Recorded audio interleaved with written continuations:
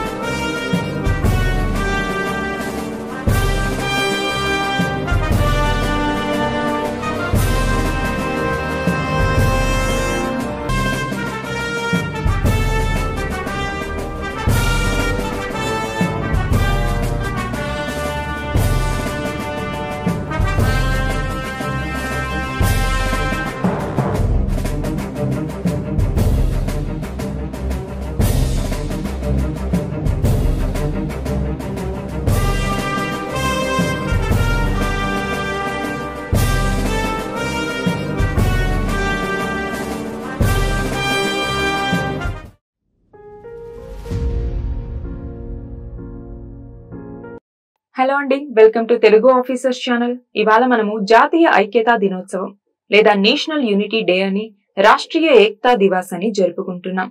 ఏ theme తో? నా నేల నా దేశం అనేటటువంటి థీమ్ తో. మరి ఎవరి పుట్టినరోజుని మనం జాతీయ ఐక్యతా దినోత్సవంగా జరుపుకుంటున్నాము? సర్దార్ వల్లభభాయ్ పటేల్. మరి ఈయనకి సంబంధించి ఈయన మన భారతదేశానికి చేసినటువంటి కృషి గురించి, అలాగే ఎగ్జామ్ లో ఎలాంటి క్వశ్చన్స్ అడగొచ్చు అన్నటువంటి దాని గురించి ఈ వీడియోలో చూద్దాం. చూడండి, నేషనల్ యూనిటీ డే ఎప్పుడు జరుపుకుంటాం? అక్టోబర్ 31వ తేదీన. ఎవరి పుట్టినరోజు సందర్భంగా? సర్దార్ వల్లభభాయ్ పటేల్ యొక్క పుట్టినరోజు సందర్భంగా. దీన్నే రాష్ట్రీయ ఏకతా దివస్ అని కూడా పిలుస్తారు. అలాగే 2014వ సంవత్సరం నుంచి కూడా మనం దీన్ని జరుపుకుంటున్నాము. అయితే ఇక్కడ గుర్తుపెట్టుకోవాలి, 2018లో మన భారతదేశం స్టాచ్యూ ఆఫ్ యూనిటీ ఎవరికి సంబంధించినటువంటిది? Statue of unity Sardar Vallabhbhai Patel కి సంబంధించి నర్మదా నది ఒడ్డున ఈయన యొక్క 143వ బర్త్ యానివర్సరీ సందర్భంగా ఈ స్టాచ్యూ ఆఫ్ యూనిటీని ఆవిష్కరించడం జరిగింది. అయితే పటేల్ కున్నటువంటి మిగతా పేర్లను గనక మనం చూస్తే ఐరన్ మ్యాన్ ఆఫ్ ఇండియా అని, మహాత్మాస్ మజిల్ మ్యాన్ అనేసి, లెనిన్ ఆఫ్ బర్దోలి అనేసి, చాణక్యకం బిస్మార్క్ అనేసి, అలాగే father of Indian civil services అనేసి, ఇలా వివిధ రకాల పేర్లతో ఈయన్ని పిలుస్తారు.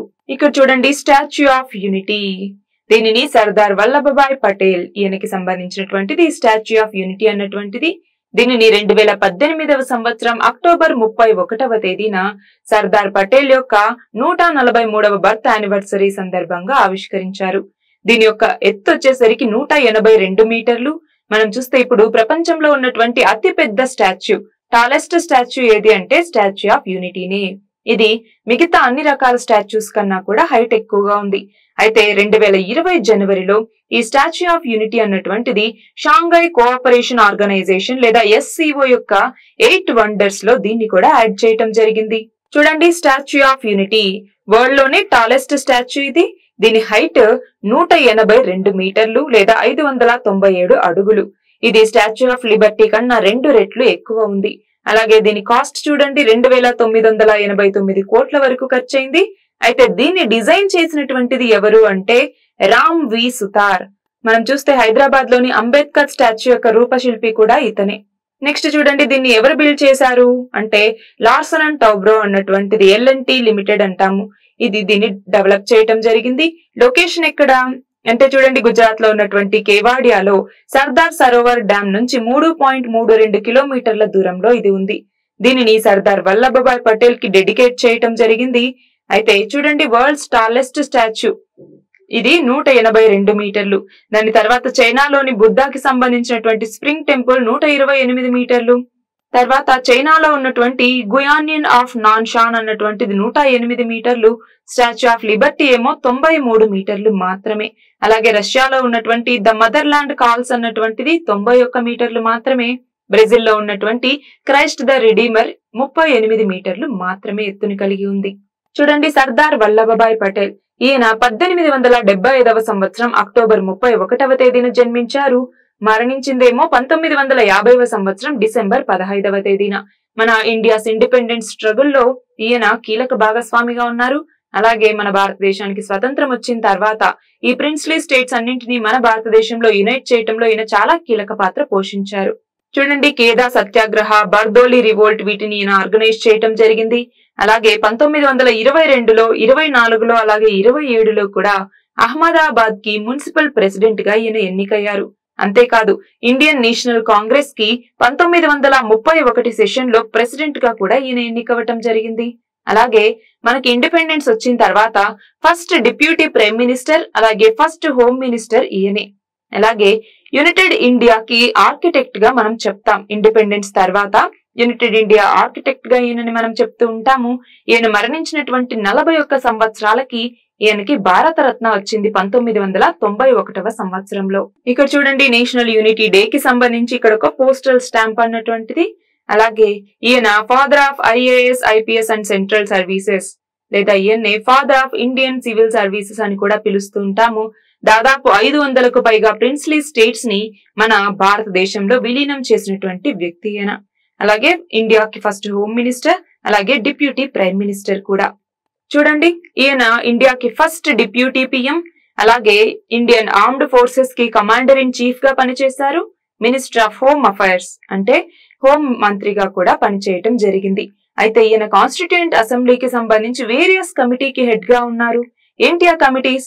ఒకటి advisory committee on fundamental rights, 2 committee on minorities and tribal and excluded areas, 3 provincial constitution committee.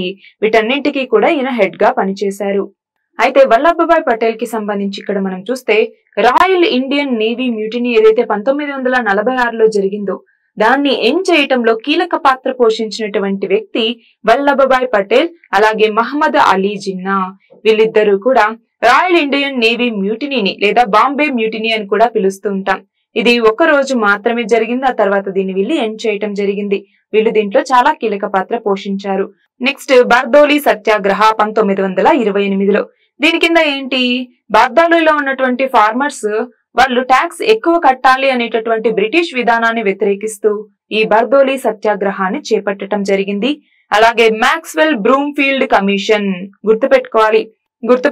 Maxwell Broomfield commission అన్నటువంటి దేనికి సంబంధించి తీసుకొచ్చారు అంటే ఈ బర్దోలి సత్యాగ్రహాకి సంబంధించి ఏదైతే ల్యాండ్ రెవెన్యూని ఇంక్రీజ్ చేశారో దానికి సంబంధించి ఈ మ్యాక్స్వెల్ బ్రూమ్ఫీల్డ్ కమిషన్ ని ఏర్పాటు చేయటం జరిగింది. దీని గురించి ఒకసారి చూడండి ఏంటో విషయం అన్నట్టుగా. నెక్స్ట్ చూడండి, 2016వ సంవత్సరంలో సర్దార్ పటేల్ కి సంబంధించి ఒక బుక్ ని రిలీజ్ చేయటం జరిగింది. దాని పేరు వచ్చేసి Sardar Vallabhbhai Patel, a man of few words and many triumphs అన్నటువంటిది. దీన్ని రాసింది ఎవరు అంటే ధీరు ఎస్ మెహతా, అలాగే శేష్ రావ్ చవన్. వీళ్ళిద్దరూ దీన్ని రాయటం జరిగింది. ఇందులో సర్దార్ పటేల్ కి సంబంధించిన చాలా విషయాల్ని ప్రస్తావించారు. అలాగే బర్దోలి ఆఫ్ కుమాన్ అన్నటువంటిది ఉంది. ఇది ఏంటి అంటే సాలాం సలియా సత్యాగ్రహాన్ని బర్దోలి ఆఫ్ కుమాన్ అనేసి పిలుస్తూ ఉంటారు. ఈ కుమాన్ అన్నటువంటిది ఈ ఉత్తరాఖండ్ లో ఉన్నటువంటి అల్మోరా డిస్ట్రిక్ట్ లో ఉన్న ఒక విలేజ్ అన్నమాట. గాంధీ 1929లో అల్మోరాని విజిట్ చేయటం జరిగింది. ఆ టైంలో ఈ పేరును పెట్టారు. నెక్స్ట్ చూడండి, జేవీపీ కమిటీ 1948లో. జేవీపీ అంటే ఇక్కడ 3 సభ్యులు ఉన్నారు. ఒకరు జవహర్ లాల్ నెహ్రూ, రెండవ వ్యక్తి వల్లభభాయ్ పటేల్, మూడవ వ్యక్తి పట్టాభి సీతారామయ్య. వీళ్ళ 3తో కలిసి ఒక కమిటీని ఏర్పాటు చేయటం జరిగింది. దేనికి సంబంధించి అంటే లింగ్విస్టిక్ ఆర్గనైజేషన్ ఆఫ్ స్టేట్స్ కి సంబంధించి. అంటే భాషా ప్రయుక్త రాష్ట్రాలు అనేసి పిలుస్తూ ఉంటాం కదా. అంటే ఒక భాష మాట్లాడే వాళ్ళకి ఒక రాష్ట్రం ఉండాలి అన్నట్టుగా దానికి సంబంధించి సాధ్యాసాధ్యాల మీద ఇంతకు ముందు దార్ కమిటీ అన్నటువంటిది నియమించటం జరిగింది.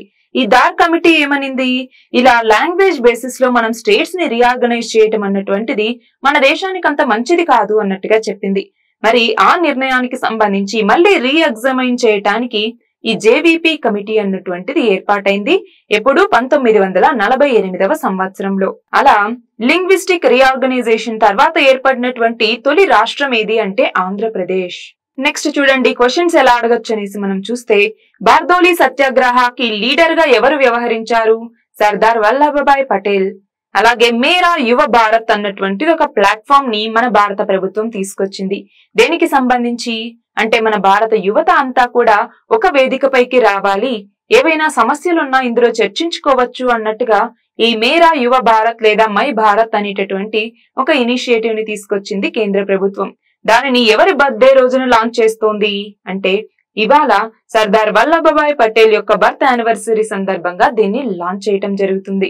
నెక్స్ట్ చూడండి, ఎవరి బర్త్డేని రాష్ట్రీయ ఏక్తా దివస్ లేదా నేషనల్ యూనిటీ డేగా జరుపుకుంటాము? Sardar Vallabhbhai Patel. Who is father of Indian civil services? Indian civil services కి పితామహుడిగా ఎవరిని పిలుస్తాము? సర్దార్ వల్లభభాయ్ పటేల్. అదే who is father of civil services అన్నారనుకో, సివిల్ సర్వీసెస్ పితామహుడు ఎవరు అంటే లార్డ్ కార్న్వాలిస్. అలాగే చూడండి, మన ఫస్ట్ హోమ్ మినిస్టర్ అలాగే డిప్యూటీ ప్రైమ్ మినిస్టర్ ఇండియాకి ఎవరు అంటే సర్దార్ వల్లభభాయ్ పటేల్.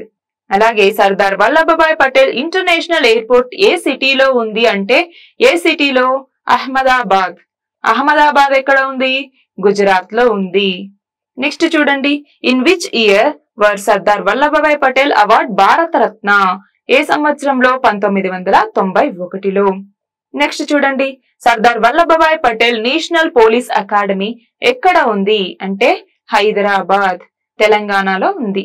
నెక్స్ట్ చూడండి, who was the president of Indian National Congress in 1931? Sardar Vallabhbhai Patel. Next చూడండి, రాష్ట్రీయ ఏక్తా దివస్ లేదా national unity day was introduced by the government of India in which year? ఏ సంవత్సరంలో ఇంట్రడ్యూస్ చేసింది? 2014వ సంవత్సరంలో. ఇవి వీటికి సంబంధించి కొన్ని రిలేటెడ్ క్వశ్చన్స్ గా మనం చెప్పొచ్చు. ఇది రాష్ట్రీయ ఏక్తా దివస్ లేదా జాతీయ సమైక్యతా దినోత్సవానికి సంబంధించి. All the very best and thank you very much.